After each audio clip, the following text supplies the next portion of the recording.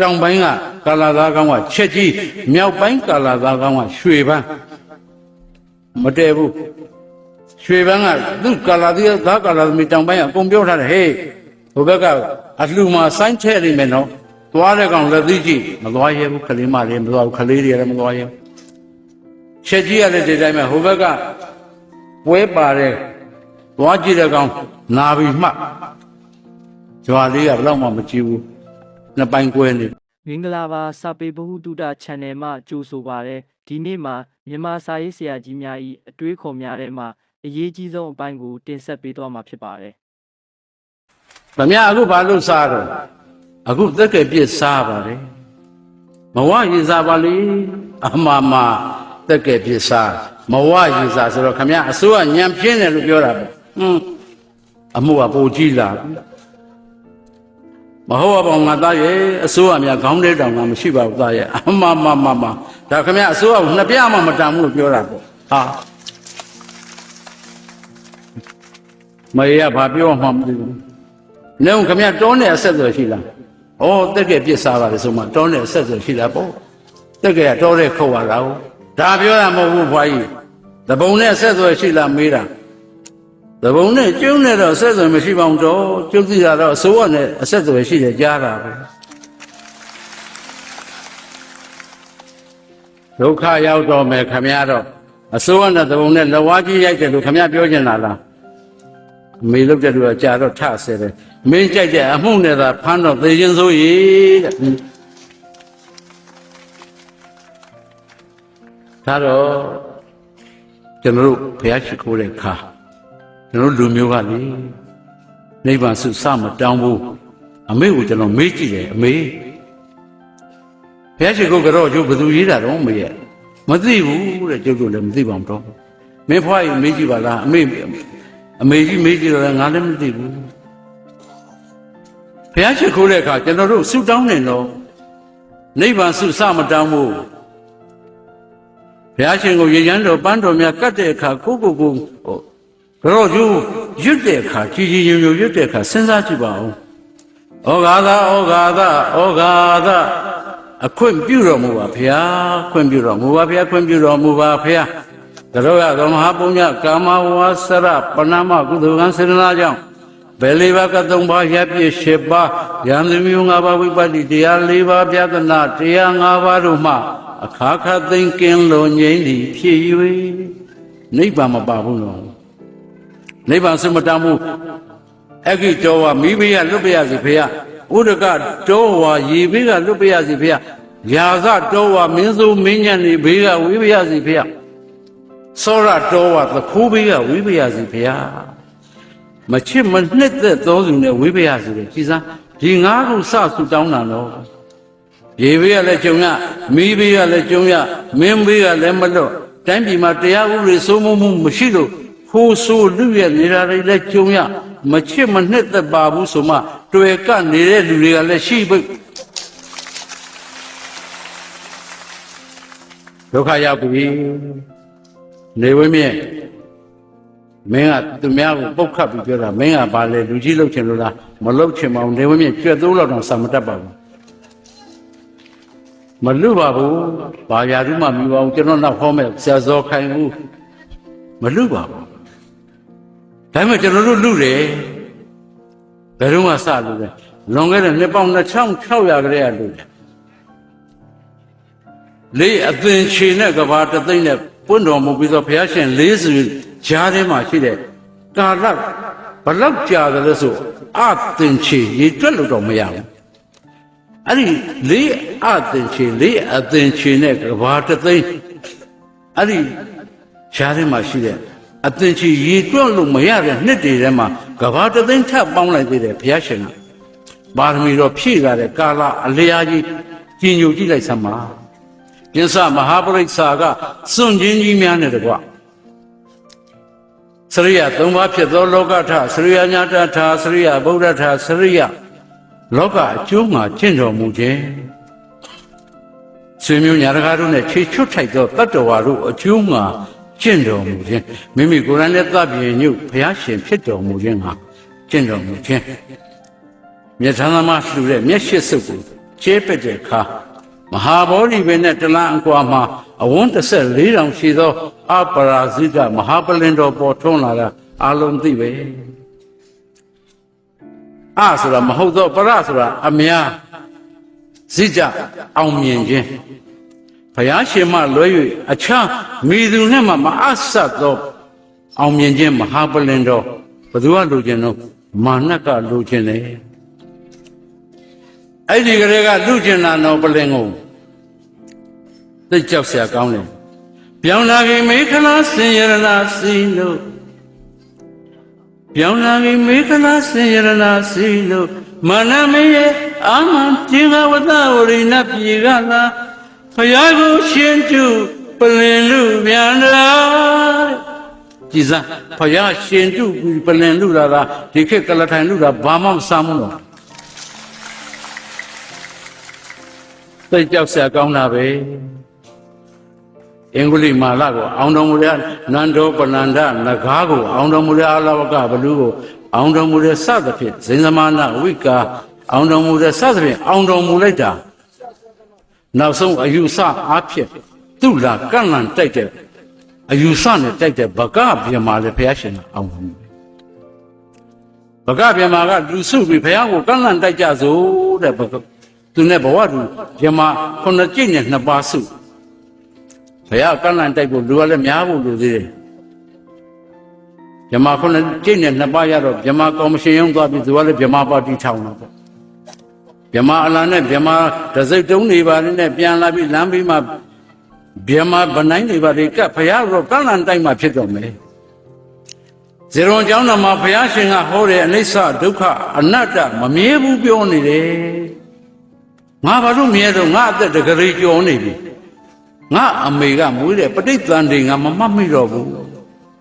မြဲလိုက်သမကွယ်ကဘာကတ်နဲ့ချီငါအသက်ရှိတာဘုမမမြဲဘူးတဲ့ဇေရွန်ကျောင်းတော်မှာဟောနေတာကန့်လန့်တိုက်ကြဆိုပြီးအယူဆအပြင်ဘုရားရှင်ကန့်လန့်တိုက်တို့ပြောကြပါစို့ဘုရားကိုပင်ကန့်လန့်တိုက်၍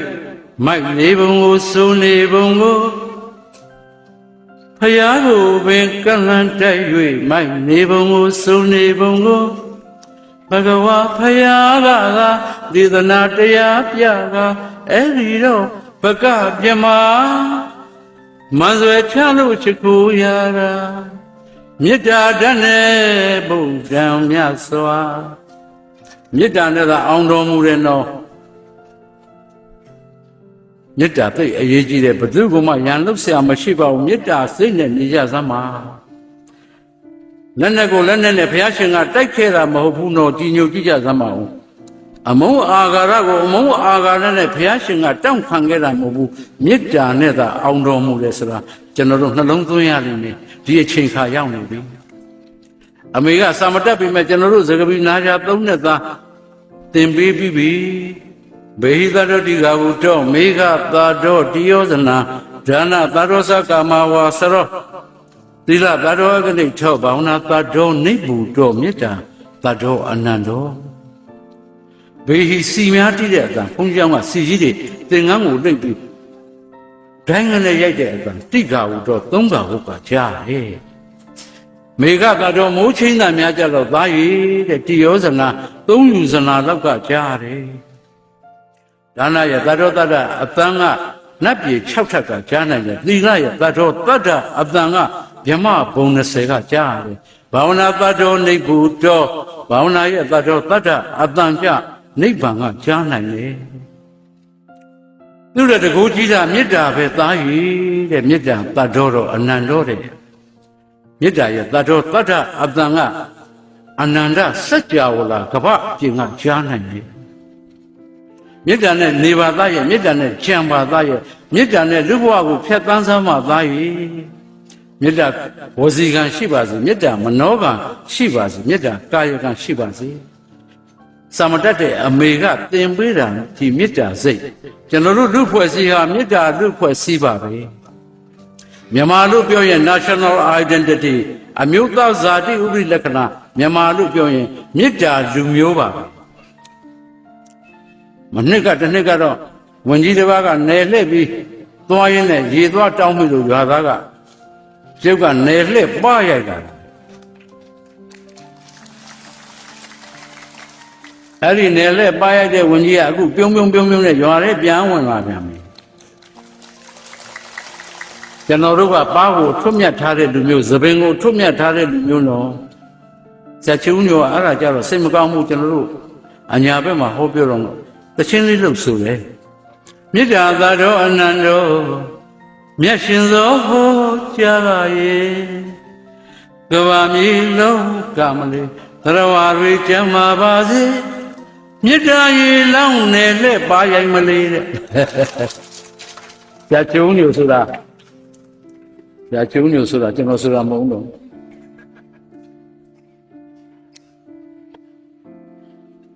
သင်အင်းကလည်း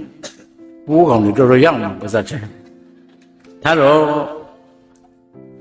လက်နဲ့ကိုလက်နဲ့နိုင်ကြီးဆိုရဲ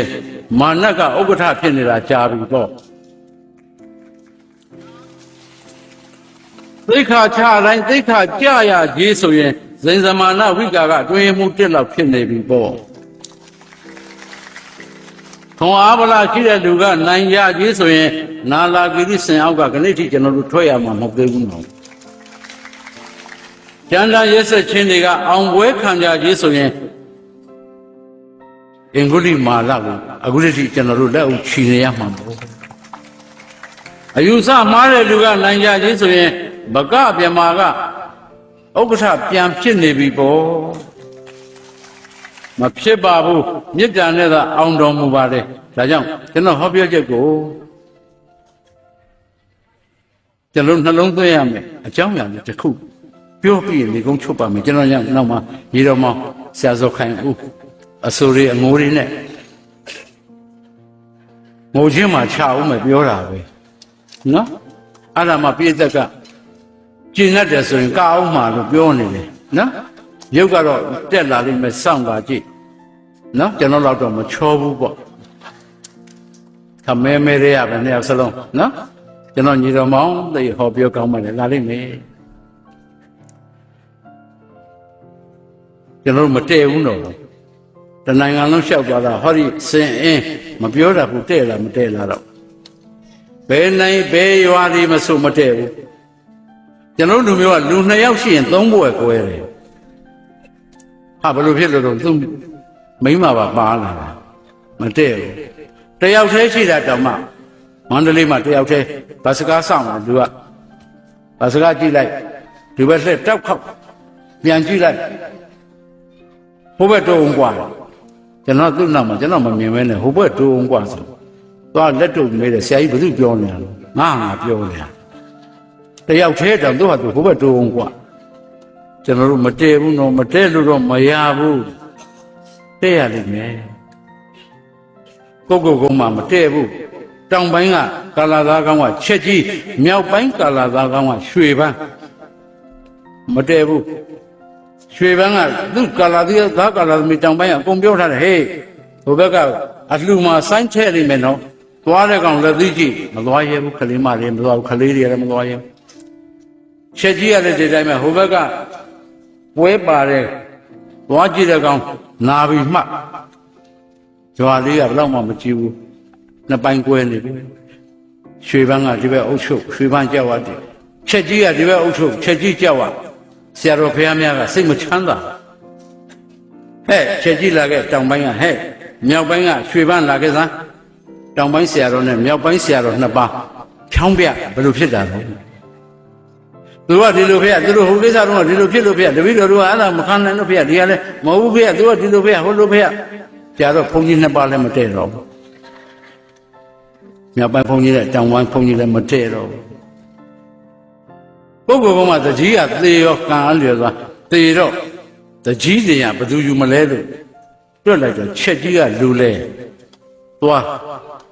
မြို့သွားပြီးမြို့ပိုင်ကသူတငယ်ချင်းကျောင်းနေတော့ဟိုမူလာသားမှာအတူတူနေခဲ့တဲ့ဗတ်ဖေဝေထုတ်ကလေးနဲ့သွားတငယ်ချင်းဗတ်ဖေငါမှတ်မိလားအေးပြောစမ်းမလို့ချက်ကြီးလေကွာရွာကျောင်းတော့မင်းနဲ့ငါတန်းနှစ်တန်းတော့အတူတူလေးအေးဩမှတ်မိပြီဝေထုတ်ကတော့ဟောလည်းမှတ်မိတယ်အခုဘာဖြစ်လို့လဲရွာမှာတကြီးသိပြီငါတကြီးခန့်လို့ရမလားလို့ ဒီဘာလို့မရ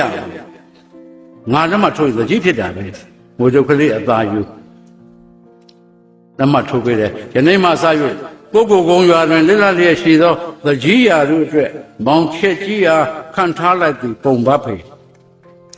အဲ့ဒီစာရွက်ကလေးရတော့အိတ်ထဲပြီးတော့သကြီးဆိုတော့မောင်ရှိရတော့မယ်ဘုရားစေးကမောင်တစ်လုံးသွားဝယ်ခက်ကြီးအိမ်ရောက်တော့မကြီးပင်ချိတ်ကြည့်တကြီးအာနာဘလောက်ရှိတယ်လဲငါမဆန်းသေးဘူးမောင်းအာနာဘလောက်ရှိတယ်လဲငါစမ်းကြည့်မယ်မောင်းဘူးနဲ့ထုကြည့်တာဒူဟူ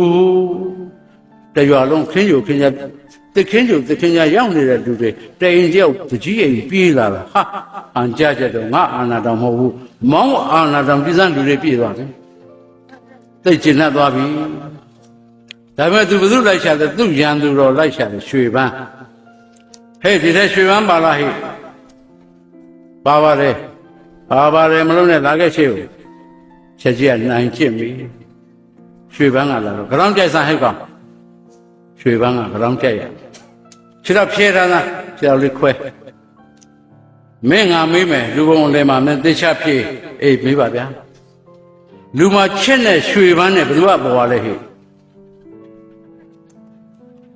အဲ့တော့စဉ်းစားတယ်ရွှေပန်းကလူမှာချက်နဲ့ရွှေပန်းနဲ့ချက်ကပေါ်ရပါမင်းသဘောပေါက်ရင်ပြီးရောရွှေပန်းချက်ကြီးကမင်းပေါ်မှာအမြဲရှိတယ်မှာ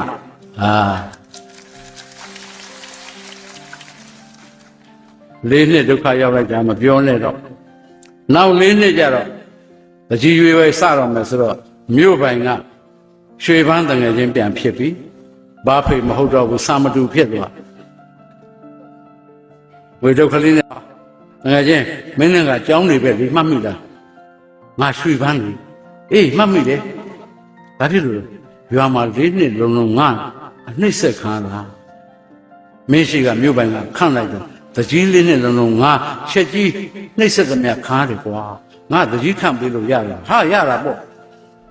ပုဂ္ဂိုလ်ကုံရနဲ့လက်လျက်ရှိသောတကြီးနေရာအတွက်မောင်ရွှေပန်းအားယနေ့မှစ၍တကြီးဖြစ်ခံထားလိုက်ပြီးပုံစံမတူဟာဟန်ကြတာပဲစာရိတ်ကလေးအေးစာရွက်လေးအိတ်ချက်သူကလည်းမောင်တစ်လုံးဝယ်မကြီးပင်ရိတ်ချိတ်စမ်းကြည့်လိုက်ဦးမယ်ဒီကနေ့တော့တွေ့ရရောပေါ်ချက်ကြီးရဲ့မောင်နဲ့ထူတော့ဒူအကုန်လုံးလာတာတရွာလုံးတအိမ်တယောက်လိုက်ရှာတဲ့လူတွေကဟေးဒီထဲချက်ကြီးပါလားဟေး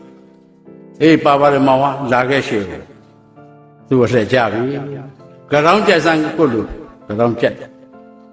ကိမိကောက်ထောင်သားဟဲ့ကောင်ကိမိကောက်ထောင်တယ်မင်းအခုလိုကိမိကောက်ထောင်တဲ့အခြေအနေမှာရွှေပန်းနဲ့ချက်နဲ့ဘယ်လိုပေါ်ပါလဲကွာကိမိကောက်ထောင်တဲ့အခြေအနေမှာတော့ရွှေပန်းကအပေါ်ရောက်နေပါလေဟေးမင်းမှတ်တာရွှေပန်းကချက်ကြီးပေါ်မှာအမြဲတမ်းရှိတယ်မှတ်တာပုဂ္ဂိုလ်ခုံးချက်ကြီးကတက်သွားလိုက်ကိမိကောက်ထောင်းလိုက်ရွှေပန်းကဆင်းသွားလိုက်ပြန်တက်လာလိုက်နောက်တစ်ယောက်ကပြုတ်သွားလိုက်ဒီကရွှေပန်းကတက်လိုက်ရွှေပန်းကပြုတ်သွားလိုက်ချက်ကြီးကတက်လိုက်နဲ့ကျွန်တော်တို့လူကတင်တဲ့တချီခုတည်းမတင်ရသေးဘူး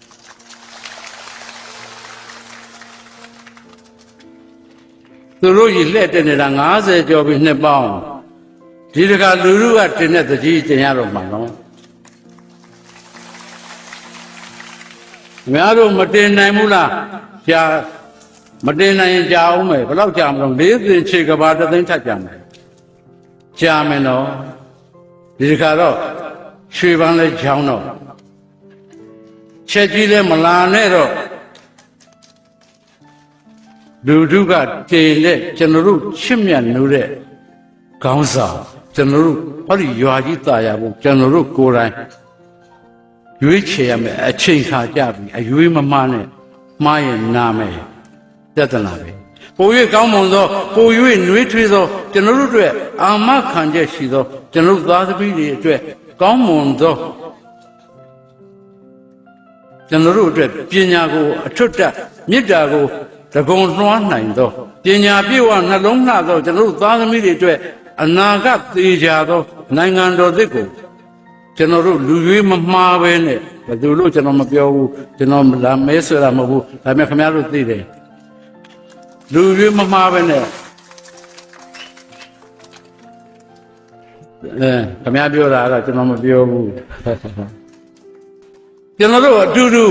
ဝင်းရရင်ချစ်တဲ့ရမယ်ကာလရောက်ပြီ If you enjoyed the insights from this talk, don't forget to like and subscribe to our channel. Stay tuned with Sarpe Bahuda for more meaningful knowledge and life lessons.